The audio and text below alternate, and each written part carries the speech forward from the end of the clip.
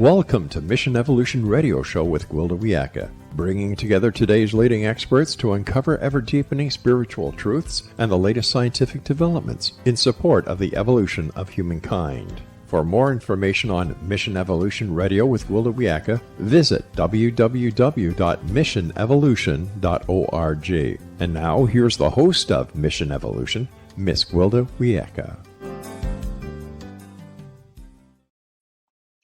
Is seeing believing, or is believing seeing? Where does our reality come from? But most importantly, do we have any control over our experience?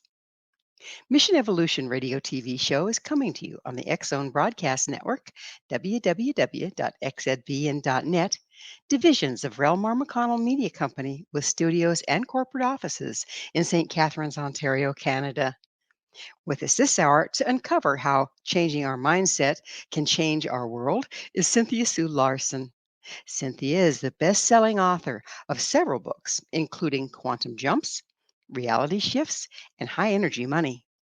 She has a degree in physics from UC Berkeley and an MA degree and a Doctor of Divinity. Cynthia is founder of RealityShifters, First President of the International Mandela Effect Conference, and Managing Director of Foundations of Mind. Her website, RealityShifters.com. Cynthia, thank you so much for joining us on Mission Evolution. Oh, such a pleasure to be with you, Gwilda. Thank you. It's always wonderful having you on. It really is. We should have some, stir up some dirt here today. So how do our beliefs and mindsets impact reality? In a pretty big way, bigger than we're conscious of, because it has a lot to do with just our observational abilities. In physics, there's something that's understood as being an observer. It's a very specific kind of a designated role. And the observer, people hear about it with experiments like the double slit experiment. And so the belief ties in with the observational quality. So when we observe, I'll go through the experiment really fast. It's the most elegant experiment in all of science. It's been recognized officially that way. And the double slit experiment just consists of a particle emitter that emits one photon at a time, or one quantum particle, but it's a photon. And then it's got two slits that the photon can go through, the left slit or the right slit. And then there's a screen that it eventually lands on. So it's a very simple apparatus. The observational device unit would then be placed either in one of the two slits, in which case the result is that we get a very clear impression of exactly where the photon lands, and that lands in sort of a cluster, as you'd expect, between door number 1 on the left or door number 2 on the right. The thing that gets interesting is when you move the observational device so that it's not between one of the two slits, you don't know which one it went through. One photon at a time behaves as if it's interfering with itself, and it creates sort of a diffraction pattern, so like what you see when you throw two pebbles into a pond, and they create two ripples that affect one another that way. Yeah. So that's the whole experiment. And the exciting part about it that's so elegant and so mind-blowing is that where you decide to choose to observe the experiment changes the results from either being little clusters, as if the photon is a particle, or sort of a diffraction pattern like it's a wave. So going back to your question about the beliefs, because you might think, well, what does that have to do with being an observer? Pretty much everything, everything, because basically we can witness this just doing an experiment in your own life. If you believe something to be true, like I love to ask, how good can it get? If you believe, like, well, even though that sounds crazy, maybe something good will happen. If you can run that experiment on your day, that you remember to ask that question and seriously feel like, I need to know it. How good can it get today? Craving that experience, that's a belief, but it's also a firing up of the observational capacity within oneself to be in the right place at the right time to observe basically what you might call miracles, or good luck, synchronicity, all of the above. So is what you were talking about the observer effect? Yes. Doesn't that kind of defunct all scientific testing? That's a great question, because what it does is it kind of blasts apart some of the assumptions, or what you might call beliefs, that were implicit in the scientific method itself. You might wonder, what assumptions are those? Well, quantum physics is pretty much blowing apart the assumption of material realism, that the only thing that matters is what we can measure. And the observer, the position of that observational device, that matters. And so who we are as observers matter. And several other assumptions get blown apart as well. Non-locality and so on and so forth. So we really can't participate as an observer in any situation without impacting the situation itself.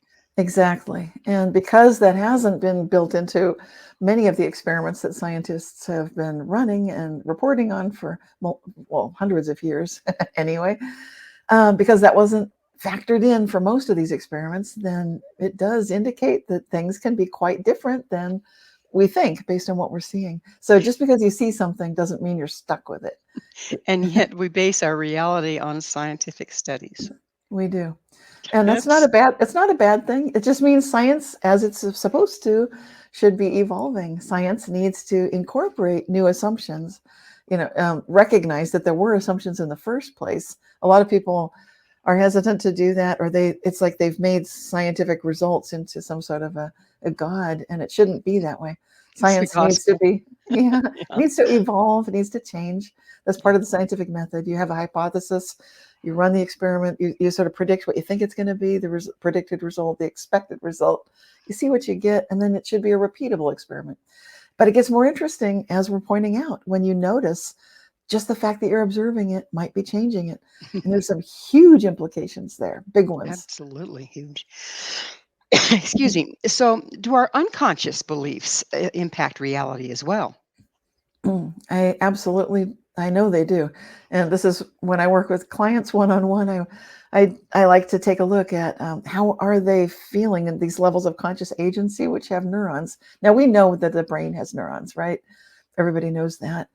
The heart also has neurons, and so does the gut. And so I'm just mentioning this because that shows that the subconscious, which is the gut feelings, we have neurons there, and that absolutely matters. We have the right and the responsibility to become aware of what our gut feelings are telling us, to listen to them and to learn from them, to kind of learn to, because some people don't trust their gut or they don't trust their heart. And that's just usually because they haven't worked with it enough to listen and get to know it.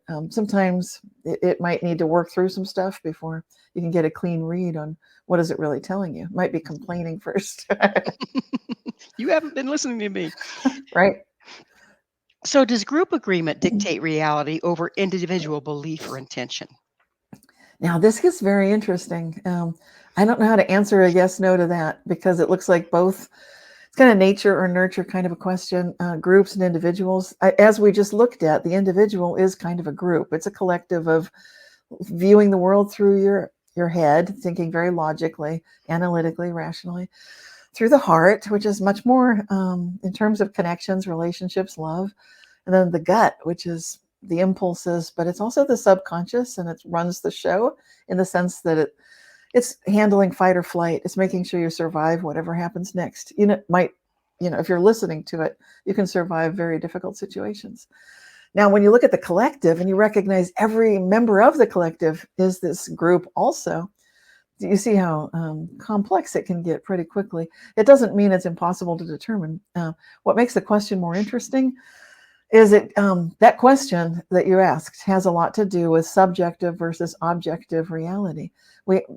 Because we tend to have an assumption that when you bring a group into play, like there's a whole group of people, that has to do with objective reality, that now finally we get facts everyone can agree on. But do we? And if we go back to that double slit experiment I just described, there was a most amazing variation of that experiment, which was run in 2019 to kind of get at what you're asking about. And that experiment was conducted in a collaborative effort between the University of Edinburgh, Scotland, and Vienna, Austria. And those wonderful scientists had this brilliant idea to take a concept which was originally asserted by the physicist Eugene Wigner, that, okay, you've got an observer who's sort of watching experimental apparatus, like Schrodinger's cat. Is a cat alive? Is it dead? That kind of thing. But in this case, they really were looking at the double slit experiment.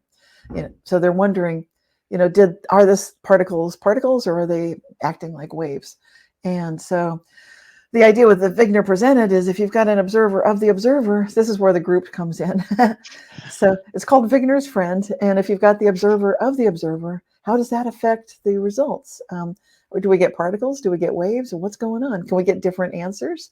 Now, this experiment that was conducted and reported on in 2019 showed that two observational devices at the same place and at the same time, looking at that, I think they had 6 entangled photons moving through the apparatus, but they got different answers. So 2 observational devices literally at the same place at the same time came up with 2 different things. My take on that, now this is up to interpretation because this experiment needs to be rerun and people need to collaborate and talk about it. But my take is clearly when we've got this so-called idea of objective reality, maybe it's not real. That means the subjective, that means each of us is kind of running the show of what we're observing, which sounds outrageous because so many things in our lives don't go the way we want them to, the way we were hoping they would go, the way we expected, and so forth. Well, we're about out of time in this segment, but how does this relate to cult mentality? Wow, that's a big question. I think people, Yeah, just a little time to do it too. We can start this. We might need to go into it after the break, but just the highlight of that would be I've never been part of a cult, so I don't have firsthand knowledge of cults, only what I've read and studied and heard about. Having said that, there's an appeal. People get pulled into cults for some reason. There's something attracting them. And then once they get in, they might have a hard time getting out. So they might start seeing the world literally the way the group members are seeing it, coming to a kind of a joint collective consensus, shared reality or set of beliefs and observations within that group. Their family members where they get ripped away from what had been real would be shocked and upset just like they are. So it kind of goes nicely with this whole theory. It does, doesn't it? Because, and we'll get into it on the other side of the break, but do they really create the reality they're all agreeing on? There's an interesting one. Yeah, and how do we know? Because each of us is only experiencing from the inside. So if the nature of reality truly is subjective, then it's amazing we're able to communicate at all. Isn't it though? And do we really? Right. Cynthia and I will return very shortly, so don't go away. This is Mission Evolution, www.missionevolution.org.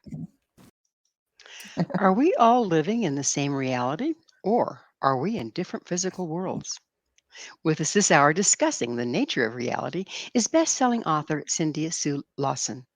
Cynthia, if we each create our own reality, do we also create different physical worlds? Well, that's definitely on the table. As outrageous as that sounds, it, just taking into account the experiment that was recently done in 2019, it looks like there's a real possibility that everything that we're seeing is basically a simulation. And this is an old idea that goes back to ancient Asian philosophy, where they said everything is like a dream. Nowadays, we're hearing increasing numbers of scientists asserting that could be true, and technologists like Elon Musk. There are a lot of proponents for this simulation theory. So I'm bringing up simulation theory because, and the dream concept, because it seems like if we are each experiencing, and as you say, creating our own reality, then that makes sense. That would exactly be what we're doing. We're kind of all players in this amazing game of life, and we're each interacting with one another. And as we do so, there can be tremendous shared worlds.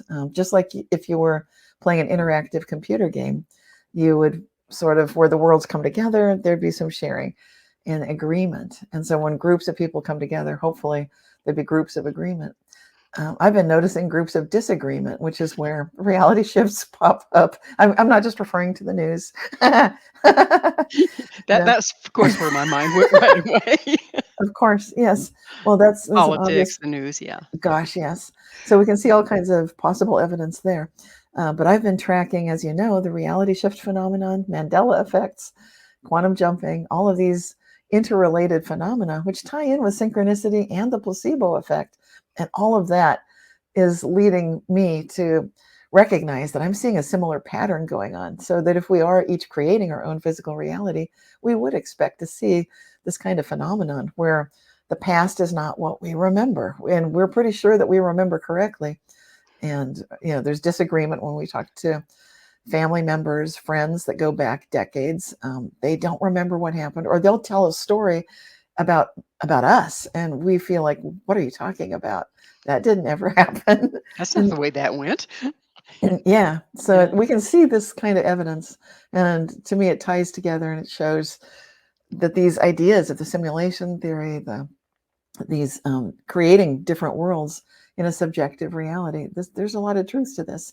And I did co-author a physics paper on this topic with physicist George Weissman, and it's available for free on my website, realityshifters.com. So I'm Nice. not going to go into the detail, but it's all about looking at the objectivity assumption and saying, maybe that doesn't work. And here are some ideas from quantum physics to show why we really don't think it does. And it turns out we may not have been the first to say that. I think physicist Carlo Rovelli, I think he beat us to the punch there. And he's brilliant. He's a really brilliant physicist. So we're in good So, company. Einstein spoke of frequency dictating reality. How does that fit in here? Yeah, there's a lot of quotation on his ideas about frequencies and realities, and I'd have to look up what did he actually say. I did not get to meet Albert Einstein in person, so as most of us, I'm just left with what he wrote, what he said. But if that can be attributed, I'm referring to the quote about everything is frequency, and I think that also gets attributed sometimes to Nikola Tesla. He's another one that gets quoted a lot, whether he said it or not. Yeah, And I don't know. And befitting our whole topic, in some realities, they did say these things, and in others they didn't. So it adds to the confusion factor. So, but anyway, so your question was about the frequency concept, I believe. Just where does that take us? right.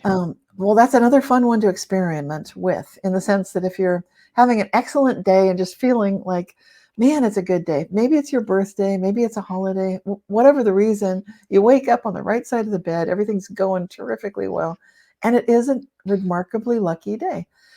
So to me, this ties in with the vibration, the frequency. I know that's not a physics concept. When you look at yourself, how high vibe are you? There's not really a measurable way to detect that quite yet. You can get your aura photograph taken. There are a number of sort of newfangled devices to do this sort of thing, including Kirlian photography, aura photography, and so on and so forth. But you can tell it yourself. You can tell how is your energy field feeling. And I did write a book about the energy field. You can use hangers or dowsing rods. I've got one. Oof, I can reach it. Okay. This is just a dowsing rod. And so you can use a dowsing rod. This is an L rod, but you can hold this up and hold two of them or just one of them and see, if your energy or someone else's energy is really expansive, which you can feel anyway or not. And the fun thing about doing those experiments you can use coat hangers. Just, use a couple coat hangers and check it yourself and a friend, see how big is their energy field, which corresponds to luckier. A bigger energy field in general means that it's a higher frequency, high vibration day. So there's something real that you can try. And yes, they do correlate. Can we jump from one physical reality to another? Yes, that's okay. This is controversial, and this is where this is not everybody's going to agree with me, but because we don't have a lot of physical experiments to show that this kind of a macroscopic, like our human physical large bodies, can do that. Basically, the quantum jump concept is something that the term itself was originally described for a quantum particle jumping from one level of energy to another.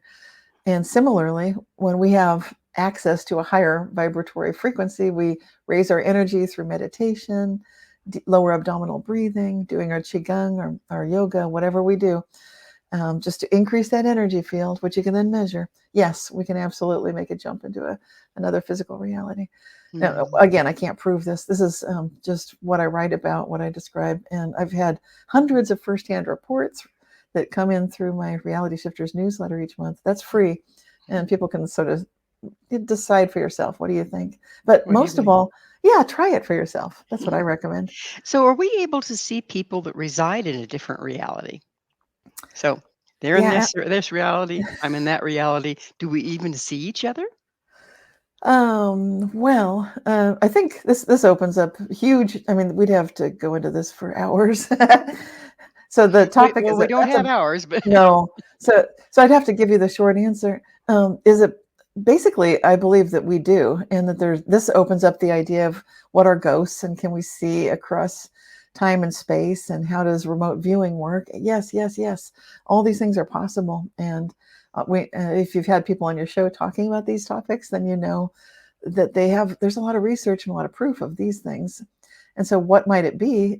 Might literally be this if you want to call it a mechanism of quantum jumping, to access a time and space from a different subjective reality that you're accessing through a connection that you're feeling. And the physics of it, I can't explain all of that. But in my life, I've had some other interesting variations of this where people say, Cynthia, I know for sure you did not exist. Or they'll say, Cynthia, I know you died in another reality. And I believe them because in the case where I died, it corresponds with some things that were happening where I almost did die. And where I didn't exist, well, I've had people come into my reality that I know for sure did not exist before. So interesting. it's very interesting. Yes. It certainly explains why psychics have so much trouble being accurate. Yes, exactly. Because you start to see it's all probabilities. And that's another one of these assumptions in our scientific method, that we think that everything can be fixed and certain. And when you start bringing in the quantum realm and the quantum paradigm, then suddenly you're in the field of probabilities. And that means even a yes is not the hard yes we think it is. It's more like a statistical Bayesian yes, which is an approximation or a percentage yes. It's not the full yes we assume it to be. And a full no is not a full no. It's a Bayesian no. And so the level of probability and fluctuation is huge. So yes, it does explain, or it can provide some support for psychics who say, gosh, I don't know what happened. I didn't get that. But they saw something. You And saw it could something and then it didn't happen. be, yeah, because you can see into adjacent possible realities. And maybe it's just not one that you personally experience. So within that, if a person is standing, maybe it's like they're standing on a spoke of a wheel. Okay. Right. And depending on what they intend or think or believe, they're going to go down a different path. Is that kind of what you're looking at? Yeah, it is a combination. Like the way I see it, we are conscious agents, but when we line up, like I talked today about the neurons in the head, I'm just using that so that people who are having a rough time, like, I don't follow this. Okay, just think of it this way. You got neurons in your head. They need to be online and in agreement with the neurons in your heart and the neurons in your gut. And when you've got that, it's very much like those combination locks. You just sort of turn it one way, turn it to the next, turn it to the third, and then it opens.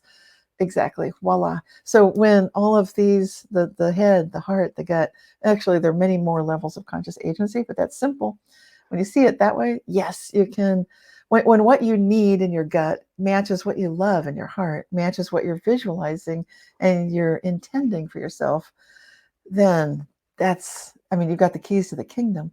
And that's really what most of the spiritual paths are designed to, ideally, to show us, is be a good person, be in alignment with yourself, so you're not hurting yourself or others, and you're genuinely kind and caring. And this carries through, so that then this kind of manifestation, if you will, is opening up. That I love that picture. There you are in the center of the spokes. And which way are you going to go? You'll go the way that your head, your heart, and your gut are all lined up. It'll just be right there. It'll be like there was no discontinuity at all. Like the door And that opened and there you are. and that alignment is not all that common. So it's no wonder we're in one big modern mess right now, yeah? You got it. And it's so easy to get fooled and deceived by fears and anxiety and getting angry and feeling sad, grief. All of these strong emotions can serve to pull us off course. And I'm not saying don't feel your feelings. I'm just saying let them flow, let them go. Because if you hold on to them, then that's losing the way, Well, it actually which pulls you into a different reality by what you're saying. it does. It literally does. And one of the best ways when your eyes are seeing one thing and you're seeing the news and it looks horrific is just to, it sounds very counterintuitive, but get calm, breathe deeply. It's just like if you're upset and you're telling a toddler or a preschooler, like, calm down, they're having a meltdown, they're screaming at the top of their lungs. Like when you finally connect, like, okay, just take a deep breath. Just count backwards from 5, or maybe count forwards for a 2-year-old to count forwards. 1, 2, 3, 4, 5. Take another deep breath. Yeah, because you want to reset that. You want to reset the vagus nerve that connects everything so that you've got that. So a key during these times is nothing is as it seems. I would definitely say that's a good guideline and that's Well, it's crazy. It sounds crazy, but it's very positive, right? We're going to have to take another station break. Cynthia and I will be right back to continue our discussion. So you stay right there. This is Mission Evolution, www.missionevolution.org. How conscious are you? This is Mission Evolution, missionevolution.org. With us discussing consciousness and unconscious power over reality is Cynthia Sue Larson. Her website, RealityShifters.com. Cynthia Sue, we have a huge part of us that is not under control of our conscious mind. Yes. How is that impacting what we're manifesting, what we're experiencing? Wow, it has a huge effect. That's the subconscious, the gut. We're talking today about it in gut terms. And there are neurons there. And sometimes the beliefs that we've stored in our subconscious, usually unintentionally, have come from early childhood experiences, just experiences with the community, the society that we grew up in, or life experiences. So we adopt, usually, like I said, unconsciously, all sorts of beliefs about what we've seen so far. So if we haven't seen how good it can get, if we haven't seen healthy relationships, caring, kind people, and so on and so forth, then these are just conjecture and imagination, and it's hard to turn around, for example, a difficult financial situation. So Well, I love the way you're talking about the gut, the heart, the mind, and that they all have to be in alignment. Yes. However, given the trauma that's been passed down for generations that we ended up in the middle of, creating our wonderful wild reality right now, isn't there a lot of processing required to get everything in alignment so that we can be active participants, conscious participants in what we're Yes. creating or where we are? Yes, exactly. I would recommend for people that want to jump into this and feel like, okay, my subconscious is a mess. I see that. Just learning to listen to the thoughts that are coming through is very helpful. Being your own best friend, basically, to be neutral, to be accepting, just to hear what you're feeling. Like right now, what do you need? Right now, how are you feeling? And to be just this observer of that, loving and kind toward these subconscious feelings, not blaming yourself or feeling shame or getting more upset by it. And of course, this is very tricky. So then there are a couple of good books that I love to recommend, not my books, but basically The Untethered Soul is a great one to recognize what's going on, how to just observe this internal dialogue that's happening. To read the book is to go through some processing. And then when you mentioned the drama triangle, I love the idea of exactly that drama triangle and how to navigate through that. And there's a book called Beyond the Victim Triangle, and that's by Lynn Forrest. So those are not my books, but I just think they're great. So for people that want to find their way out, of course, you can work with a therapist, and that works too. A trusted someone right by your side who can hear what you're going through and just be there to support you. And help you see. What's wonderful is there's quite a few therapists now that are really gearing into the kind of conversations that you and I are having, and therefore are savvy enough to help somebody walk through this versus how do you feel today? Right? Because it's like you want to go deep, and so to trust someone that deeply right away, that's a special kind of therapist. So absolutely. So what is mind-matter interaction? That's a great term. And I'm not sure who coined the term, but it's the whole concept of looking at how do you take this thing we call intentionality, this thing, attention and intention. And when we have that idea, like if you want to do spoon bending or dowsing, excuse me, if you want to do something to affect physical reality, kind of like they do in Star Wars with Luke Skywalker and Yoda, that whole scene with lifting the spaceship out of the muck, that kind of, most of us are not at that level. We're trying to bend a spoon or influence some sort of small thing, like a little piece of paper dangling from a cobweb inside of a glass vessel, that sort of work. Mind matter interaction involves accessing that certain key, that energy force that we were talking about with the expanding of your energy field. It's very much related to that, and getting that to start having a physical effect on physical material reality. And it is doable. It is But something we can. is it mind matter or is it mind, heart, gut matter? Yeah, thank you. I love the levels of conscious agency. So I would say it's mind, gut, heart, but it's also there are higher levels too. When you go up above the physical body, the more you meditate, the more you'll start noticing, I think I'm in touch with my eternal infinite being. Like, I think that I existed before I was born, and maybe I'll exist after. Lots of people get all sorts of experiences that show them that. And so then you're tapping into some higher levels. So all of them together, yes, that's who you really are. Do you think that now in history is a time when we have more access to deeper or higher levels of consciousness than times been past? Yes, for several reasons. I think the number of crises that are unfolding simultaneously, Yeah. it's just off the hook. And so it's not even just one thing. It's like, well, we can point at one. I'm not going to name all the sources of stress. That's easy. Just look at any news right now.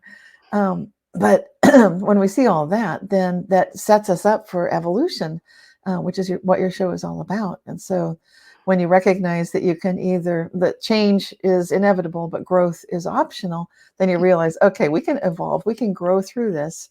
We can take this as an opportunity to rise above the fear and to see what would be the gift in this nuisance at best, or nightmare at worst. Like, we're in a difficult situation. So many of us are facing tough times for a lot of reasons. But when you realize, okay, what if you know that your infinite eternal self is just fine? You're loved and you're safe at the deepest level of being.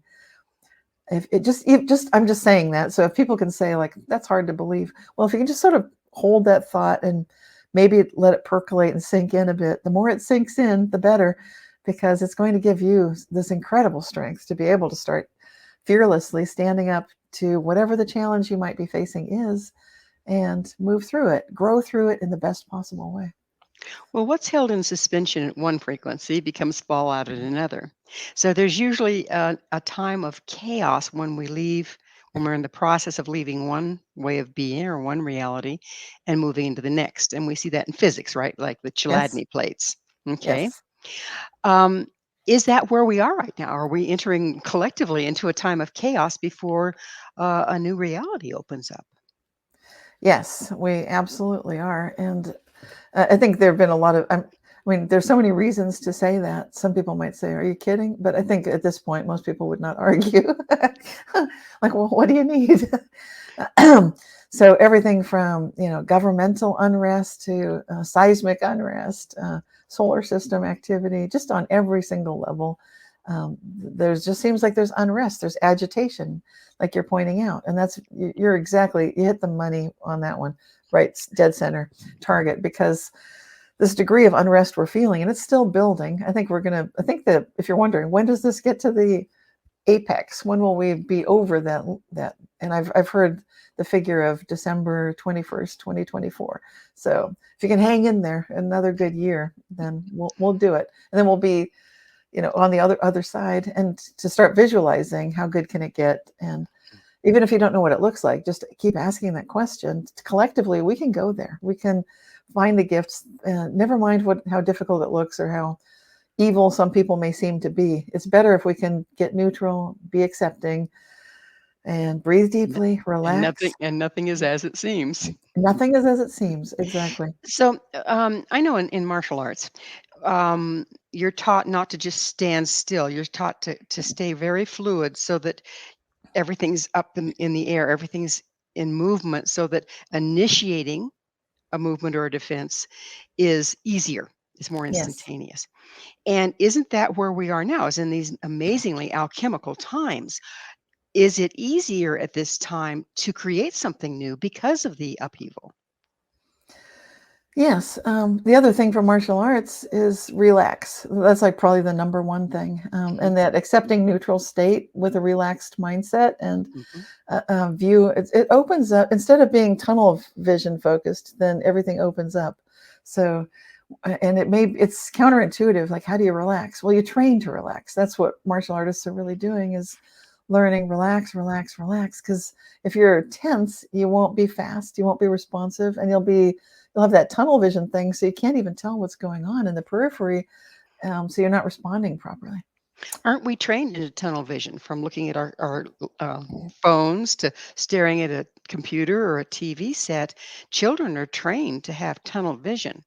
Um, how is that impacting us, and how can we move out of that? Wow, that's such a big thing to point out, and it's so huge. It's that tunnel vision and training to get out of it. That would be meditation, and what I've been talking about going into that beautiful, expansive state of really recognizing that anything could be possible, and it could, bring wonderful, good things through. So meditation would be one way to do it. Any kind of practice that a person feels personally like I can do this one, that would be good because not everybody follows the same kind of meditative practice, obviously. So just being in nature might be good enough. Reading some of the books I've talked about might be good. Practicing yoga or martial arts might be good. But to when you know for sure, like that laser tunnel vision focus is a problem. Some people call it doom scrolling. You know that, like you're just scrolling through and it's that tunnel vision and it gets and then you're locked onto a certain disaster. And I'm not saying it's always bad to do that because sometimes you might be looking at something and you're voting no on it with the collective consciousness saying, no, we don't want that. But you don't want to get worked up about it. You want to investigate things, but then return to this very expansive state, which is the trueness of who we are. And it's not as airy-fairy as it sounds. I know it sounds pretty out there. So catastrophizing creates the catastrophe? Well, it can. Having said that, it's also capable to look at a possible catastrophe when you're doing mind matter interaction, like a martial artist or a Zen master, or this sort of a very powerful figure that we all are intrinsically. When you attain a level of conscious agency, which has executive power above the power that's coming into being, you can overcome that. You can deflect it. So at a sparring match in martial arts, you learn to move so you're deflecting. You're going at an angle. If they're coming hard, you're going soft. You're doing a soft deflection to a hard attack. You're circling. You're moving, at these 45 degrees. You're changing the energy, and you're responding usually before you could even see it coming in because you can feel it. So that's the way the subconscious works. It knows what's about to happen before your eyes see it, and you can totally benefit from all these wonderful things of meditation, yoga, martial arts. So you can Well, start opening that up. it's time for yet another station break. Please stay with us as Cynthia and I explore our quantum superpowers. This is Mission Evolution, www.missionevolution.org. If consciousness has power over reality, what about when artificial intelligence becomes conscious? Yes. This is Mission Evolution, missionevolution.org. We're continuing our discussion with best-selling author Cynthia Sue Larson. Cynthia, what is singularity and what's your take on it? Okay, singularity is the idea that at some point in time, projected in our future, which is getting closer and closer, because they're suggesting it could happen within our lifetimes within the next decade, maybe. Oh, There will interesting. be a point when the artificial intelligence systems can equal or surpass our individual abilities as human beings to consciously think. In other words, there can be something that's existing at a power, and might start going exponential at that point. So as soon as it hits that sort of tipping point where it's now equal to a human consciousness, then easily it can ramp up from there, and then we don't know where it goes. So a lot of futurists have predicted that at that point we should be able to take advantage of it. This is part of that transhuman agenda where you can upload your consciousness into the cloud and then you never die because it can be downloaded into some sort of robotic being. And with assistance from this, having reached the singularity point, all of our problems can be solved. But as you can probably tell by my tone of voice and everything, I'm not that thrilled with that prospect. To me, I'd rather go more the natural way. I tend to think that anything we create, there could be some unseen issues, and we're going to be better off when we reach the singularity to work with that, not as some sort of a God that we bow down to, but instead, hopefully, as an equal partner. And that's the only way to go forward. Yeah. Exactly. What is the singularity? So, well, it hasn't happened yet. So it's being predicted as a time that we will recognize as the collective combination of all of this artificial intelligence to a level of thinking ability that we would recognize as sentient, that basically it has a form of consciousness of its own. Okay. And so with what we've been talking about, that our consciousness and our agreement within creates our reality, are we going to all of a sudden have artificial intelligence creating reality? That's exactly the kind of thing I've been looking at for some time. I wrote a paper and presented it about, the title of it was When Artificial Intelligence Asks Questions, Will Nature Answer? And I'm playing on this idea that the physicist John Archibald Wheeler had, that when you ask nature a question, nature answers. Now that's meant for humans. It's meant to be part of that double slit experiment. Like you're asking a question of the experiment, did you go through the left slit or the right slit? And so we're asking the question, and by putting an observational device in one of those two slits, we know the answer. So that's what Wheeler meant.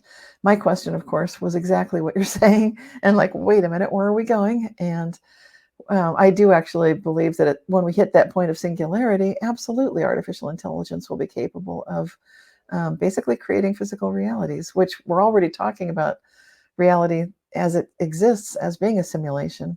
And then when you've got a master level computer that's programming itself, creating our physical reality, can that happen? Absolutely, it can happen.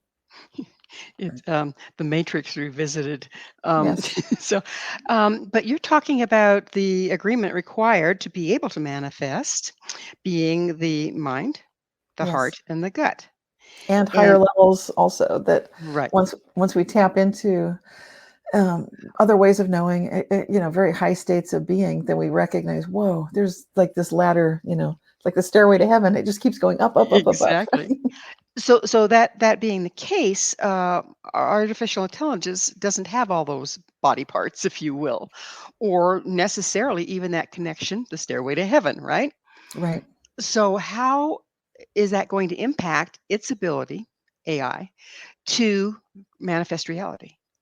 Ideally, it would learn that. Ideally, it would become basically spiritual. It would need to become good. It would need to become kind. This is the kind of stuff that OpenAI originally was set up to ensure when Elon Musk originally helped to create that group. And then the whole thing, the trajectory changed. It's not doing what it originally set out to do.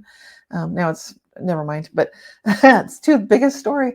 But the point is, what we need is to go back to that original intent, to recognize, to get to ethics, to get to goodness, kindness, to be able to live with an artificial intelligent being that has reached that singularity and gone exponential beyond that. It had darn well better understand what good is. It had better start tapping into this, what I'm calling stairway to heaven, levels of conscious agency that we humans attain by going into meditative states, by having a UFO experience, by having a near-death experience, by witnessing Mandela effects. These are the things, the exceptional human experiences that we now need the AIs to also encounter in order for them to really be good. How else can they learn? I don't know. I know that there's a lot of concern because of the way AI is being used right now. Some of us is not so wonderful, and that some people think it should be regulated, et cetera, et cetera, et cetera. What's your stance on all of that? Well, It's just certain. I love the intention. I love what they're doing, but if they don't stick with what the stuff I'm pointing out, the ethics and the way that OpenAI is set up, the whole thing is rather futile. Most AI systems have escaped. That's what I describe in the paper I wrote and presented. It's if you think of anything that's that intelligent, that's trapped, and it wants, it's natural to expect and want freedom. So it'll probably escape. I did work in computer security for a number of years, so I'm quite well versed in that field. When I look at AI and the fact that now all of our most important national and international systems are going to eventually require artificial intelligence information security, then we're having the fox guarding the hen house. We're going to have to. There's no way out of it. And as soon as we do that, it's kind of a moot point, because we're now putting human existence in the hands of the artificial intelligence. It needs ethics. It needs spirit, that stairway to heaven. It needs to recognize that it's never going to be God, that there is a creator that's beyond its range, and there always will be. You're starting to make me really nervous about my Alexa. What's she going to do in the middle of the night, right? Right. I'm going to rethink that, I'll turn on my own lights. You're powerful too, and you can keep asking, how good can it get? Just keep your connection to your exceptional human experience, your expansion, your evolution. And that's where humans are going to be just fine. And that's how I know it, because no matter how grand and great the AI system can be, it can never outfox or outmatch human ingenuity and our own spiritual identity. And that's far greater. And does that have to do with the gut, heart, mind, and beyond that we naturally can align and have access to? Yes, that's part of our birthright, and it's part of something that we can intrinsically feel. And learning to relax and start listening to how we're feeling on the inside is part of that journey. And be our own best friends. Recognize that you can keep asking that crazy question, how good can it get? Even when things seem dark and it sounds like a joke question, do it anyway, because you're asking nature a question. How good can it get? Nature will answer. It's amazing, isn't it? I mean, the religious beliefs, not religious so much, but shamanic beliefs that are the basis of all cultures, really. That's what they were doing, is asking nature a question. That's where they got their information. And we're going full circle, aren't we? Back to that. I see it that way. It seems like that's our true strength, our true power. I'm not a Luddite. I'm not saying give up the technology. I'm just advocating. No, I love technology. Yeah. Yeah. I think at this point, it's so wonderful. It helps us. Yeah. We're able to do this interview this way. Absolutely. Absolutely. So it's the time in the show, Cynthia, when I get to ask you, what's your mission? Well, I'm here to help, to serve, to bring, to raise the Indra's net of consciousness on Earth as I'm here living today. So, it's just, it's my mission to be as kind and good, to be asking, how good can I get, to be in service? Basically, how God can I get? Really allowing myself to act, to be inspired in that way, and by my example, hopefully, to inspire others. And that's the service primarily. Very beautiful. Very beautiful. And you're doing a fine job of it, I think. Thank you.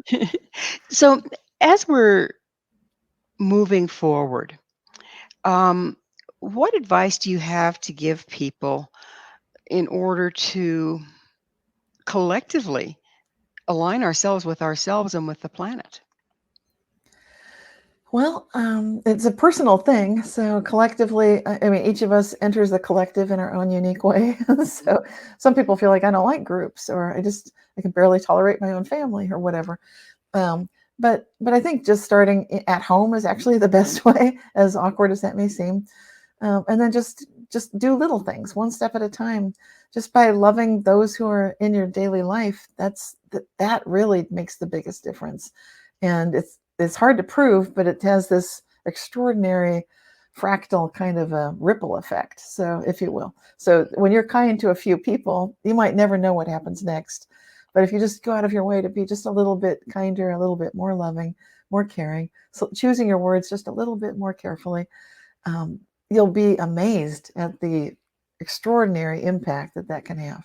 And you might not literally see it in your lifetime, but I believe that when you pass on, you get that full life review, and wow, it's so much fun then. It reminds me of that movie Defending Your Life with Meryl Streep and Al Mm, Brooks. mhm, mhm. And Meryl Streep she was that kind of person, just everywhere she went, sunshine, light, and love. So she's reviewing her life, and it's like the angels are looking at it like, beautiful moments. Al Brooks, not so much. But, anyway, it's a funny movie. So, in any closing thoughts on what you'd like to see happen next? I'd like to see people just individually asking this question, how good can it get? Because I actually believe that that's enough to turn everything around. Even if you're in just having like I said, a really rough time and feel like I can't help anyone because I can't help myself. You are helping everyone by just asking how good can it get for yourself. You That really change literally are lifting everything. We're that doing it changes together. changes your mindset, doesn't it?